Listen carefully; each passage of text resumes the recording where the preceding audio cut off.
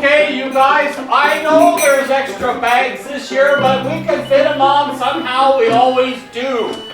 Rudolph, you need to polish that nose. I'm going to need it extra bright when we're flying over Venezuela. There's a lot of fog in there. Okay. There. It looks like you've invited some friends over for Christmas Eve. Oh my goodness, we're so busy out there getting everything loaded. This is going to be such a busy year for me. Oh my goodness, you invited the whole clan. Well, hello guys. Did Bear catch you up on the story? Well, we're going to do 2 chapters tonight because it's Christmas Eve and I'm just going to be pooped for a little while. So we'll get the story done tonight. How does that sound? All right, so we're going to go right here into chapter 11, The Heroic Elf.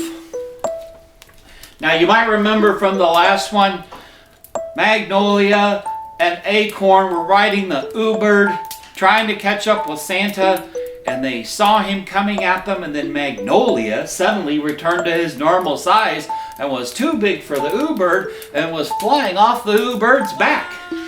All right, that's where we were. Now we'll just pick up from there. Okay. Santa was the most surprised he's ever been as an elf seemed to suddenly appear in the sky right in front of the sleigh. Santa swerved the sleigh hard to the left to catch Magnolia, and then suddenly there was a huge bird flying straight at the reindeer. Dasher swerved further to the left and the sleigh skidded and slewed across the roof. Comet smashed up against a tree and the ribbon that had been holding his prized silver bell snapped and the bell flew off onto the roof. Gah! Google, blanky, goinky, goinky, flunky, funky, ping, ping, pingo! The Ooberg was hopping mad, jumping all over the roof. Santa was staring in wonder. He'd been around for a very long time and he'd never seen anything like this. Acorn was clinging to the back of the bird, holding on for dear life, while the bird hopped around doing somersaults and springs off the top of his head. Blabble, blabble, conquers, jongle, grab! Giant elf almost turned Ooberg into reindeer food. Wonky, wonky, wonky! Acorn was doing his best to try to calm down the bird while Santa and Magnolia were trying to settle down the reindeer. Magnolia? Is that really you? How did you get here? Santa was looking truly puzzled by the current state of affairs. Yes, sir, it's me, Santa. That little elf over there busted me out of a gulag that I've been stuck in for the last 20 years. Magnolia was pointing over at Acorn, who by now had the Ooberg mostly calmed down. Acorn?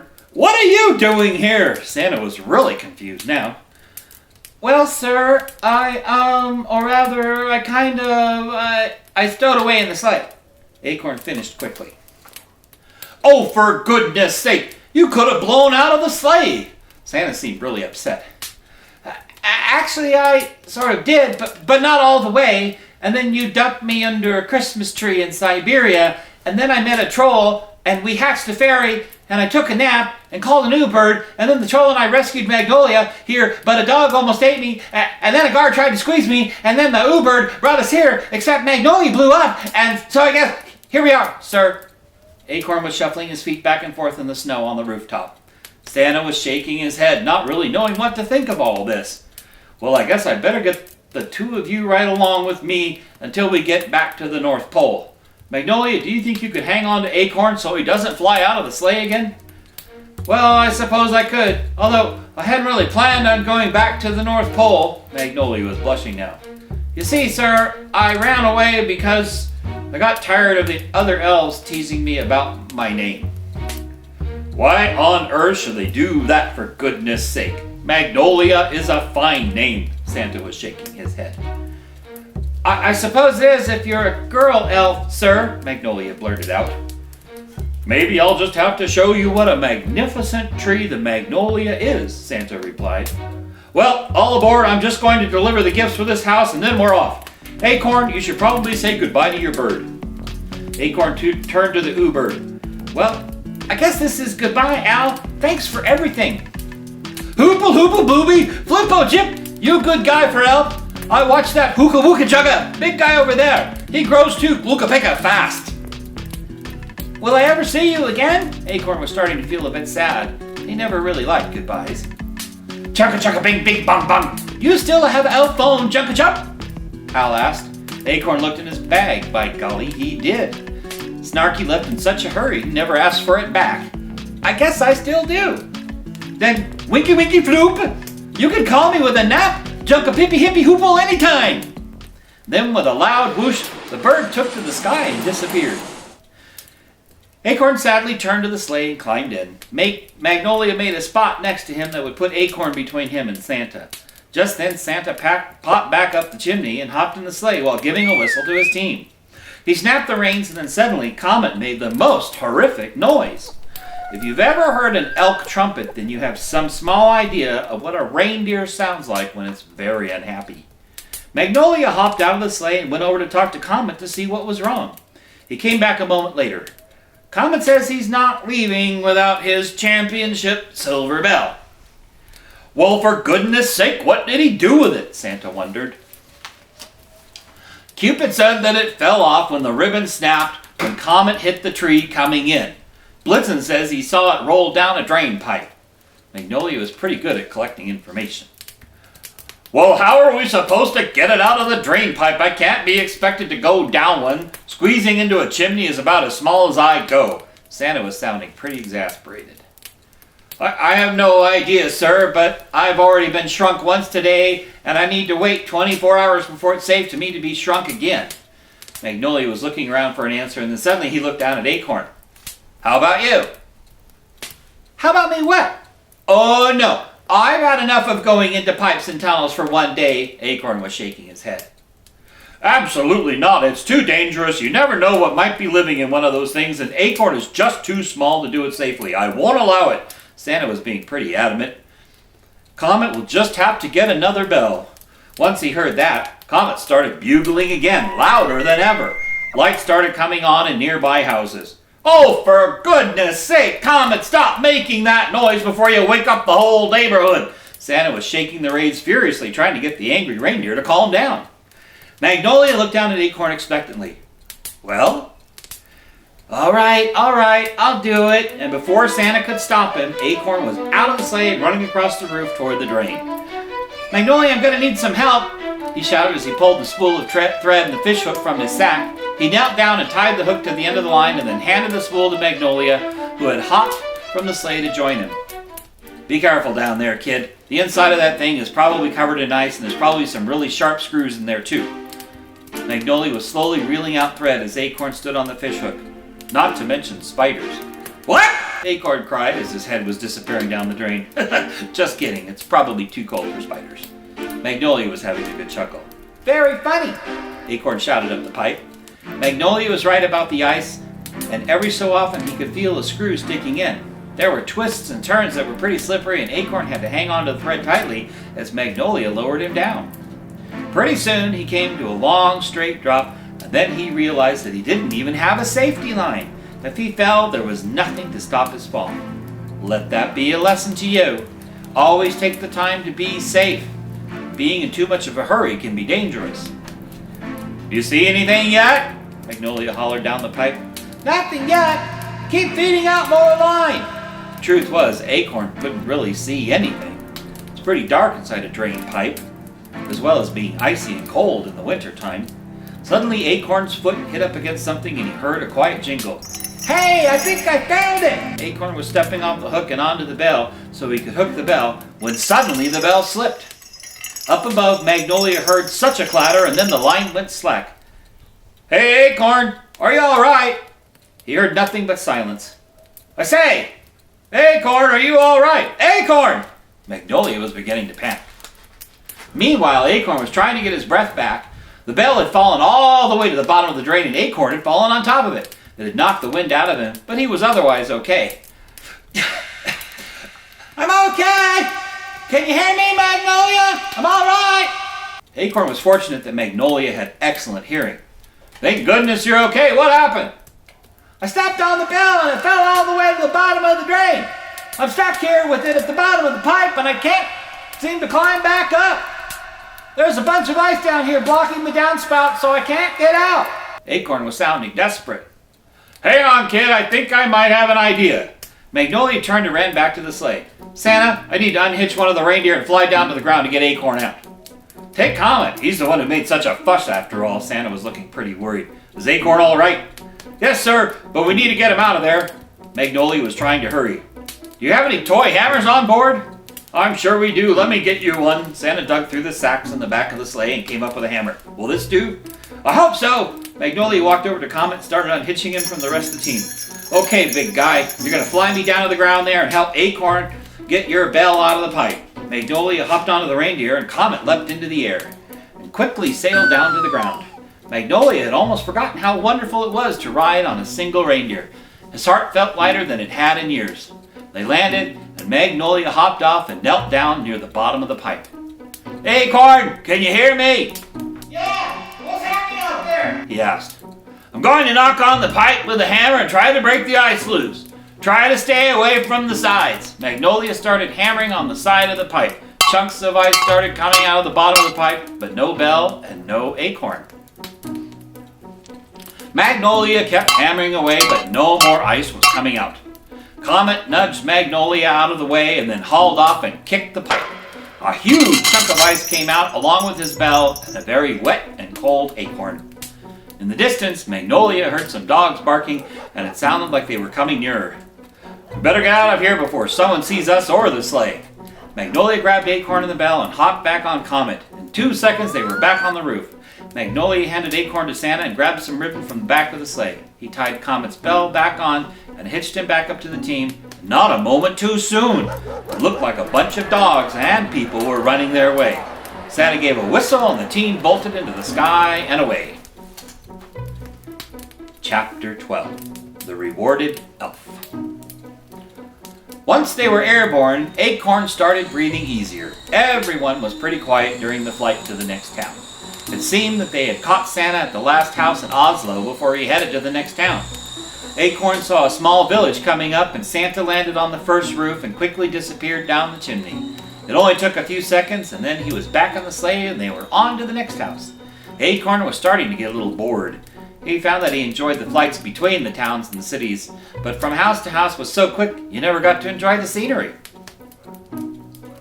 It never occurred to him how much work Santa had to do to deliver all those presents.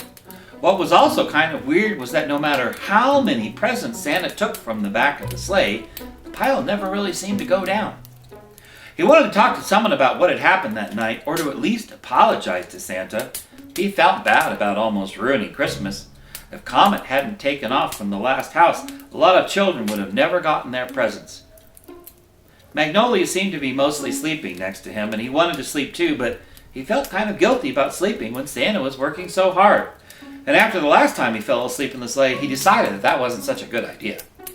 After one stop, Santa took the sleigh up into a cloud bank, and when they broke through, you could see the northern lights. Green curtains of...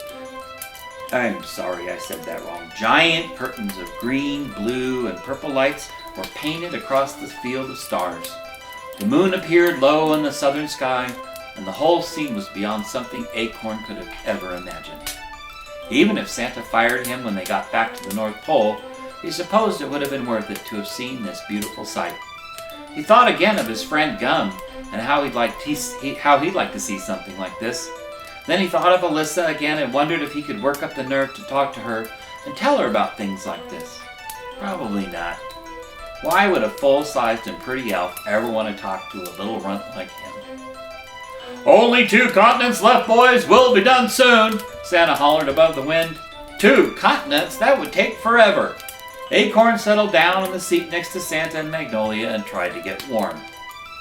At least they were under a big blanket, and he was slowly getting dry and warm. There was a lot he wanted to talk to Santa about, but he was sure he couldn't make himself heard over the wind. He wondered if maybe he could stay with Magnolia when Santa dropped him off. If he didn't go back to the North Pole, then he wouldn't have to get teased by the bigger elves anymore. While he was thinking about this, his tiredness from his earlier adventures finally caught up with him, and he fell asleep. He woke up to the sound of voices talking. And that, Magnolia, is what you're named after, he heard Santa saying. The sleigh was parked on the roof of a very large house, somewhere very warm. Acorn could hear thousands of crickets, and he saw lightning flickering in the distance. Then he saw what Santa was pointing at, a tall and stately tree almost 200 feet tall and covered with blossoms as big as acorn, stood in front of the sleigh. Light from the full moon was reflecting off the petals, making them almost glow against the dark leaves of the tree. Santa and Magnolia weren't aware that he was awake, and Acorn didn't want to ruin this moment. He'd seen a lot of beautiful things during this adventure, but he was especially glad that Santa had stopped to show Magnolia what he'd been named after. After several minutes of silence, Magnolia turned to Santa, and holding out his hand, he said, "Thank you, sir." "Of course," Santa replied. "I've always felt that this was one of the more majestic trees, and I think the name suits you very well." Acorn could hear Magnolia clearing his throat and saw him quietly nod his head as he brushed away some tears. Acorn was brushing away a few himself when Santa turned around. "Oh, so you're awake, my little hero." "Hero? Santa, I'm so sorry. I messed everything up. I didn't mean to cause all that trouble back there on the roof with Comet's bell and everything. I'll understand if you want to fire me. I know I've been a naughty elf." Acorn was looking down, so he didn't see the look on Santa's face. Santa was looking at Acorn and smiling. "Acorn, I could never fire you. You're too special. I've decided that my first gift to you is my forgiveness." Acorn was just staring at Santa in shock as he continued. "I think that's the greatest gift anyone could ever give. You saved Christmas when you risked your own life to so bravely go down that drain pipe to get Comet's bell. If you hadn't done that, a lot of children might not have gotten their Christmas gifts this year. No, Acorn, in my book, you're a true hero." But Magnolia was the one who got me out of the pipe with Comet's help," Acorn protested. "That may be true, but neither of them was risking his life," said Santa. "Besides, Magnolia would still be in a prison cell right now if it weren't for you." "So, you're not going to fire me?" Acorn asked. "Goodness sake, no! I have something much better in mind. But right now, we have only a few hours of Christmas Eve left to get our job done." Then Santa turned to Magnolia. "And how about you, sir? Will you be coming home with us?" "Well, I suppose I might have my old job back," Magnolia asked hesitantly. "Please take your old job back," Santa said loudly. "No one has ever been able to handle the B-Team reindeer as well as you," Santa said loudly. "Poor Maple and Sassafras have both been kicked off more times than I can count. Late deliveries have been getting later and later since you left."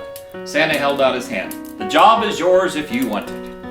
Magnolia didn't hesitate to shake Santa's hand, and Acorn found himself wiping away more tears. This was turning out to be a much better Christmas than he ever expected. "All right then, let's finish these deliveries. Christmas won't wait forever." And with that, Santa hopped aboard the sleigh. Magnolia ran and hopped into, and Acorn settled down between them. Santa gave a whistle, and the reindeer took to the sky. As they cleared the top of the huge tree in front of them, Magnolia reached out and picked one of his namesake's blossoms and handed it to Acorn. "Merry Christmas, my brave friend." Acorn, who could not remember the last time anyone had remembered him to give him a present, nodded and smiled back. "You already gave me one of the greatest gifts anyone can have. Freedom!" he said as he was smiling down at Acorn. Acorn smiled up at Magnolia and then looked down at the beautiful blossom he was holding. It was almost as big as him. He knew it wouldn't last forever, but he knew that Magnolia had given him an even greater gift, that of friendship. And as the magnificent sleigh, with its load of presents, soared into the midnight sky, Acorn thought to himself, "This is the merriest Christmas ever," and somehow he knew that this was just the beginning of many more adventures to come. The end. Well, Bear and company, I hope you liked that story. It was quite a night we had that Christmas Eve. I'll never forget it. And I hope that none of you ever plans to stow away in the sleigh. I've decided to start giving rides before Christmas Eve to anybody who wants one. You just have to sign up, okay? And we'll strap you in real good so nobody blows out. Well, I have a lot of deliveries to do. There's a whole world full of children waiting for me to bring them something special. You guys have a Merry Christmas. And you too. Merry Christmas and a Happy New Year. Ho, ho, ho, ho. Oh my goodness. Oh my. Yes, indeed. Gotta get back to work. All right. Well, have you got her loaded up yet? Okay. Rudolph, a little more polish. It's still not bright enough. Donner, come on, get in the harness. All right, boys, let's go. Merry Christmas to all, and to all a good night.